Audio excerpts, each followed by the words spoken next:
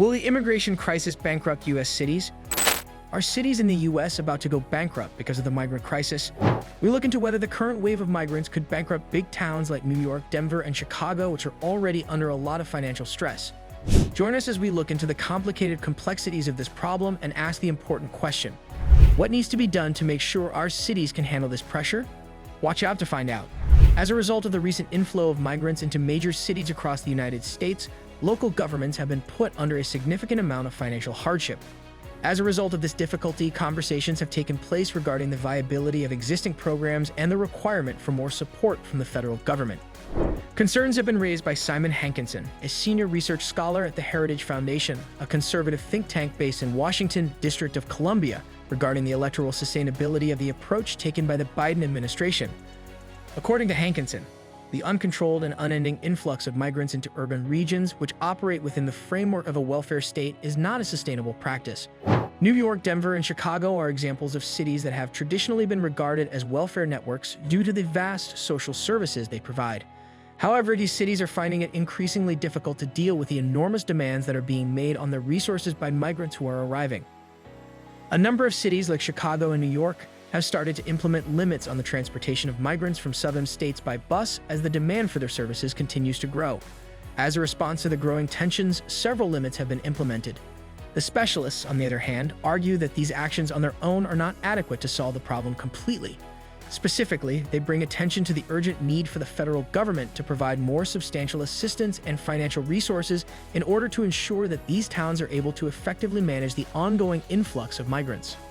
In her capacity as Senior Director of Immigration Policy at the Center for American Progress, a policy center that is both nonpartisan and progressive, Debu Gandhi calls attention to the fact that the resources that are now available from the federal government are insufficient. According to Gandhi, the amount of financial aid that is provided to state and local governments is a minuscule amount when compared to the genuine need that exists in the world.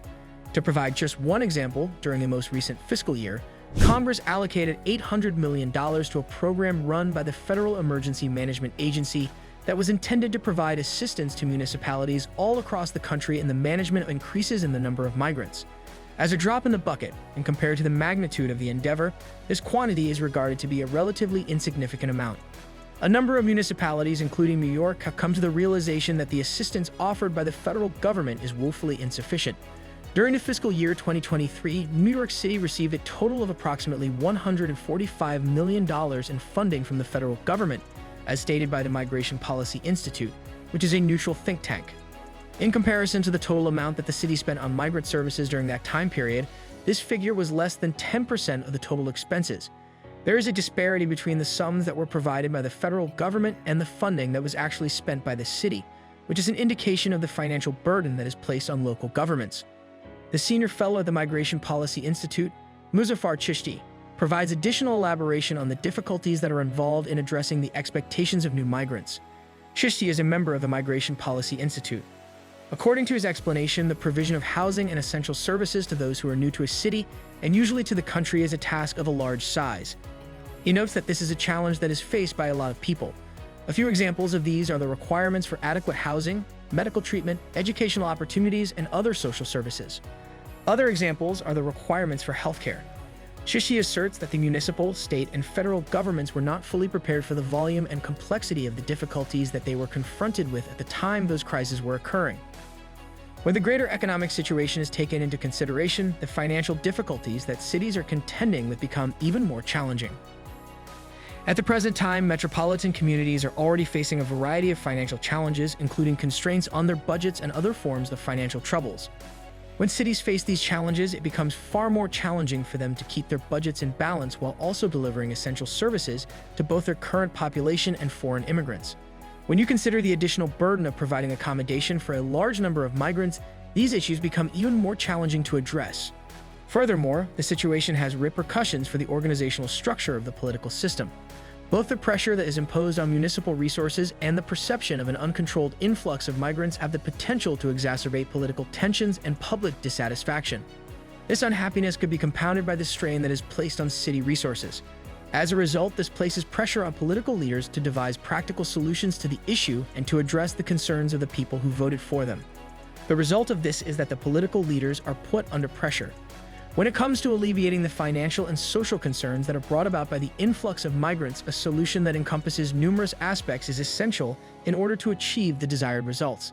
This plan is not complete without obtaining extra funding from the federal government, which is a vital component. If cities obtain sufficient financial support from the federal government, it is possible for them to strengthen their capacity to provide migrants with housing, healthcare, education, and other essential services. This is achievable because cities have the ability to serve migrants. Not only is there a potential for increased funding, but there is also a requirement for improved cooperation between the federal government, state governments, and local governments. It is possible to guarantee that resources are dispersed in an efficient manner and that services are supplied in a timely and efficient manner simultaneously if there is excellent communication and collaboration between all parties involved. This comprises the preparation of comprehensive plans to manage the immediate requirements of migrants, as well as the implementation of long-term activities to integrate migrants into the community. Moreover, this entails the implementation of these plans immediately. In addition, those who form public policy are expected to take into account the far-reaching consequences that immigration policies have. In order to effectively manage urban resources, it is essential to find a way to strike a balance between the necessities for humanitarian assistance and the practical issues involved in urban resource management. As a result of this, it is necessary to implement a complicated plan, one that takes into consideration the political, social, and economic components of the issue. Additionally, the participation of the community and the awareness of the general public are of the utmost importance. By educating the general community about the challenges that migrants experience and the contributions that they make, it is possible to contribute to the establishment of an atmosphere that is more friendly and supportive of migrants. It is possible for community-based organizations and local stakeholders to play significant roles in the provision of aid and the facilitation of the integration of migrants into the community. Both of these areas are areas in which they have the ability to play important roles. The recent surge in the number of migrants has caused all of the major cities in the United States to see a significant increase in the amount of financial burden they are placing on themselves. The amount of federal funding that is currently available is insufficient to meet the requirements of these cities, which are having a tough time delivering fundamental services to both their existing population and newcomers to the area. It is essential to involve the community in a coordinated effort that includes increased funding from the federal government, improved communication between different levels of government, and community engagement in order to address the ongoing problem and make certain that cities are able to manage the influx of migrants in a manner that is both sustainable and humane. This will allow cities to handle the situation in a manner that is both humane and sustainable. If you found this video insightful, don't forget to hit the subscribe button and click the notification bell so you never miss an update on the latest developments affecting our cities. Thanks for watching.